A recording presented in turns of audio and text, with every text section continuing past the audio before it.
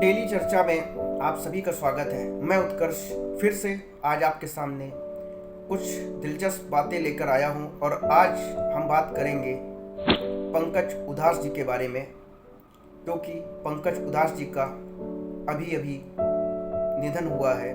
और जैसा कि हमने अपने पहले वाले वीडियो में आप सभी से वादा किया था कि हम कुछ दिलचस्प जानकारी लेकर आएंगे पंकज उधास जी के उस आइकॉनिक सॉन्ग के लिए जिसको गाने के बाद पंकज उधास जी अमर हो गए थे। और पंकज उधास जी का वो सॉन्ग चिट्ठी आई है नाम मूवी का, जिसको गाने के बाद पंकज उधास जी ने वो नाम, वो ख्याति और वो प्रसिद्धि पाई जो शायद बहुत सारे बॉलीवुड के सिंगर लाखों हजारों सॉन्ग गाने के बाद भी नहीं पा सके।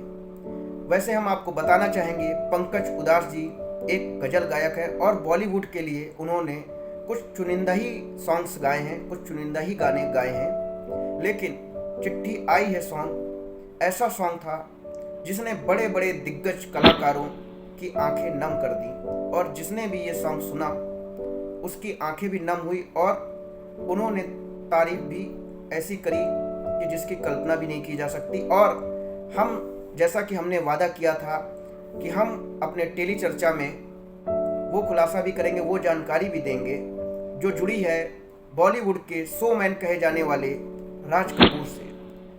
दोस्तों, बात है 1986 की। इस मूवी को रिलीज़ होने में वक्त था, लेकिन उससे पहले एयर इंडिया की फ़्लाइट में पंकज उधास जी सफ़र कर रहे थे और उनके बगल वाली सीट में बैठे थे बॉलीवुड के शोमैन राज कपूर जो कि कपूर स्टूडियो के ऑनर तो थे ही, और ऑलरेडी इतने बड़े महान कलाकार थे उस वक्त के कि हर कोई जानता था राज कपूर साहब कौन है। पर जब पहली मुलाकात हुई थी तो जो किस्सा हुआ, पंकज उधास जी ने अपने एक निजी साक्षात्कार में बताया था लल्लन टॉप में कि उस वक्त इस मूवी का रिलीज़ होना बाकी था, नाम मूवी का, और ये सॉन्ग भी रिलीज़ नहीं हुआ था, कोई जानकारी नहीं थी पब्लिकली। लेकिन राज कपूर के शब्द थे पंकज उधास के लिए कि आप अमर हो गए हैं। उस वक्त काफ़ी आश्चर्य था पंकज उधास जी के चेहरे पे, आश्चर्य के भाव थे और उन्होंने बोला कि किस वजह से, क्या वाक्य है, आप ऐसे कैसे, मतलब आप कह रहे हैं कपूर साहब।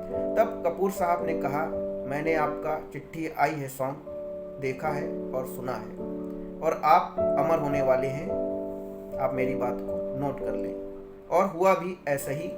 एक्चुअली में बात ये है कि फिल्म के जो प्रोड्यूसर हैं राजेंद्र कुमार नाम मूवी के प्रोड्यूसर हैं और बॉलीवुड के शोमैन कहे जाने वाले राज कपूर के बहुत ही ज़्यादा घनिष्ठ मित्र भी रहे।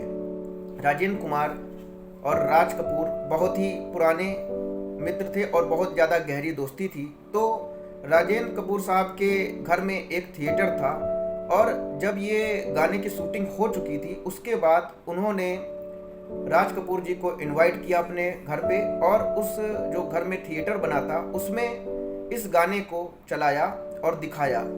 और राजेंद्र कपूर साहब ने ये बताया कि इस गाने को देखने के बाद राज कपूर जी की आंखें नम थी, वो रो रहे थे।